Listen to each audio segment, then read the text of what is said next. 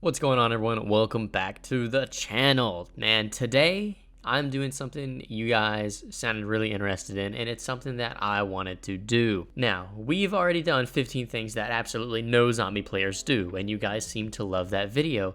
So I figured, why not go ahead and do the 15 things that every zombie player does? Every sane zombie player does. Let me say it like that. So as always, before I get into this video, it is my opinion, and these are just things that me and people close around me tend to do every single game. Now, this is not going to be for every single person. This is just, in my eyes, going to be for the vast majority, and if I'm wrong, well, hey, I'm wrong, but if not, then, hey, I'm not. But this is 15 things that I think every zombie player does or really should be doing. So coming in at number 1, I'm going to go ahead and start with saying, spawn in solo, you always buy quick revive immediately. Now, certain maps, it's not going to be like that, but let's just say transit, one of the first things you do, get quick revive. Origins, one of the first things you do, get quick revive. So many maps, the first thing you do when you spawn in is just make sure you get quick revive as soon as you can. It's one of the first things on my mind. It's like, spawn in, boom, I need quick revive. Number 2 in this list is going to be buying the M14 off the wall. Every good zombie player buys the M14 off the wall at the start of the game. It's just a principle. It's just how it is. It's just what they do. Now, before I keep going, I want to let you guys know this is specific to Black Ops 2 only, okay? Specific to Black Ops 2 only, for those of you who may comment stuff about, blah, blah, blah, blah. This is specific to Black Ops 2, okay? Coming in number 3 is going to be always picking up the Maxis drone piece and shovel in Origins. Every single time I play Origins, the first thing I do, I spawn in, I get the shovel, and then I get the Maxis drone piece every single time without a fail. And all my friends are the same way. I don't know anyone who doesn't really do that. Now, I don't know a whole bunch of other people who play zombies or play Origins, but I think if you're a good player, like me, that's just kind of what you do. Number 4, you're always going to build or acquire the wonder weapon for a map. Whatever map you play, you're probably not going to play it and avoid the wonder weapons. That just seems a little silly. The staffs, the blundergat, the sliquifier, whatever the case may be, you're probably going to get it. I'm going to go ahead and go out on a limb here and say you're not playing zombies without it. Next up, number 5 is going to be always putting the Remington wall buy next to quick revive. Now, this kind of goes with the last video, how I said no one ever puts it anywhere else. Well, this time I'm telling you that everyone always puts it next to quick revive. And if you don't, again, you're the odd one out. There's almost no one that doesn't do that. That is a very factual thing. Really, if you're putting it anywhere else, why? You're just wasting a slot for a useful, viable weapon, unlike the Remington. Number 6 on this list is going to be, when you play Mob of the Dead, you're always, I don't care who you are, you always feed at least one dog. There's no way you don't, dude. How can you play Mob of the Dead and not feed at least one dog? I always at least get the first dog, if not any of the other ones. I always get that first one where the B23R is. You're just kind of waiting for points. Maybe you got a wall gun. You're just waiting to get that door open. Just fill up the dog. I don't see why you wouldn't. I think that's something everyone does when you play Mob of the Dead. Staying on the Mob of the Dead train here. Number 7. When you play Mob of the Dead, you probably always train in the cafeteria or that surrounding area where you gather the key. If you're playing Mob of the Dead and you're not training in the cafeteria, what are you doing? Are you down in the docks? Probably not. Are you camping your Jugg on the other side of that gate? Well, maybe not, maybe. Or are you just sitting at Pack-a-Punch? I don't know, but me personally, like everyone else, I'm doing the correct choice, and I'm training in the cafeteria. Point blank, period, simple.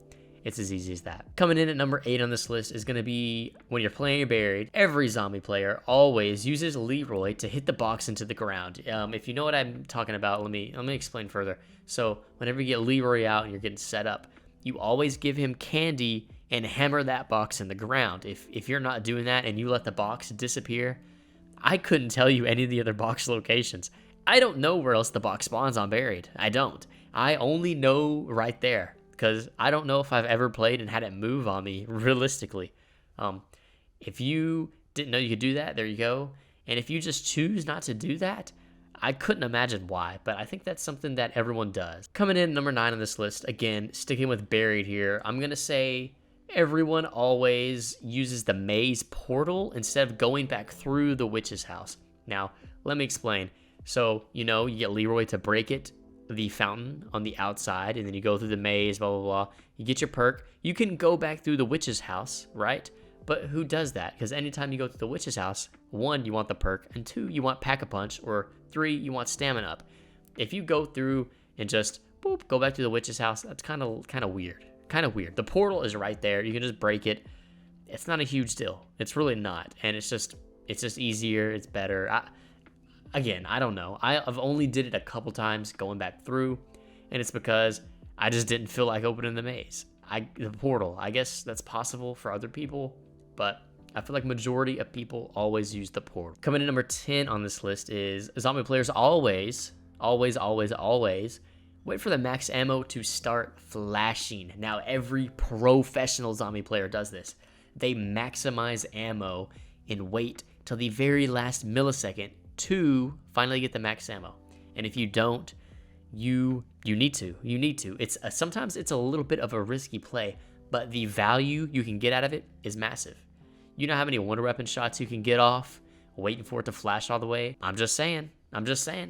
I think everyone does that. Coming in at number 11 is going to be, again, when you're about to get a max ammo beforehand, you always throw your monkeys, your specials, your grenades, anything like that that can refill with the max ammo, you're going to get rid of it. Now, every time, maybe not, because some circumstances you don't need to, you don't really feel like it or whatever, but for the majority of the time, if I got monkeys or something like that, I'm throwing them. I'm throwing them things. Even if they're not doing much, I'm throwing them. It's just a habit. Maybe that's just something that I do, but you know, you just get into the zone of doing these things, you kind of just do them forever, and that's one of them. Flying through this list, we're almost done here. Coming in at number 12 is going to be buying Galvaknuckles when you have the spare points. Now, this can be Galvaknuckles or Bowie knife. I'm going to add this in there, but I think every zombie player, when they have extra points laying around, they've probably bought the Galvaknuckles or they've probably bought the Bowie knife just because they were like, you know what, why not? I mean, there's no reason not to, you know what I mean? So, extra points laying around 20, 15, whatever the case may be, I might as well buy the Galvaknuckles.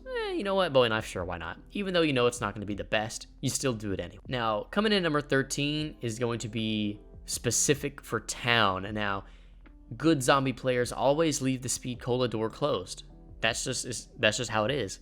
As much as I love Speed Cola, you gotta leave the Speed Cola door closed. It's taboo. You know, you don't talk about it. You don't even think about Speed Cola on that map. It's just, you pretend like it doesn't exist and you just leave that door closed, and I shouldn't have to go any further into detail about that. It's pretty simple. If you know, you know. I mean, if you don't, I mean, hey, it's just not for everyone, I guess. But if you know, you know. Now, coming in at number 14, towards the very end of the list. Number 14 is going to be when you're playing Mob of the Dead, man. You always leave that gate closed where Jugg is at. No one really opens that Jugg gate. I couldn't imagine why. I don't really know or have played with anyone that does that. I think that's better off staying closed. I don't know. I don't know if there's a certain reason or not. I just try to never ever open it. That's something I've always kind of did. Now, I know on the other side of it, you can kind of camp there just a little bit. You know, you and your friends, say you got 3 or 4 people, you can just camp there. Really, it's not a horrible spot. So that might be why. But yeah, number 14, leaving that gate closed is a must. Now, coming in last on this list, this might be the biggest stretch on the whole list. It is just something that I always do, no matter what it is. Anytime I'm playing a new map, a brand new map, whether it be a custom map, a new DLC, this can go for any of the zombies games. Your first time playing, maybe it's just me, but I'm always, anytime I have like a crawler or a slow round and I don't know where anything's at, I'm walking across the edge of the map and I'm holding F or I'm holding square or I'm holding X, whatever it is. What is that X? Let me look. X. I don't even know how to think about it.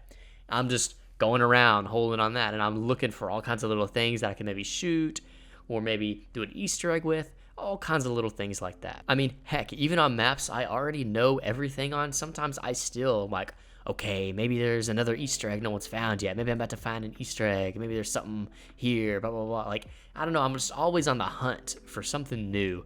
And maybe that's just me. Maybe I'm just weird, but I think that's something that a lot of people can agree on. Well, ladies and gentlemen, that is going to be it for this video. That is 15 things that I believe every zombie player does or should be doing. And if you're not, you need to look at yourself and ask, Well, what am I doing wrong?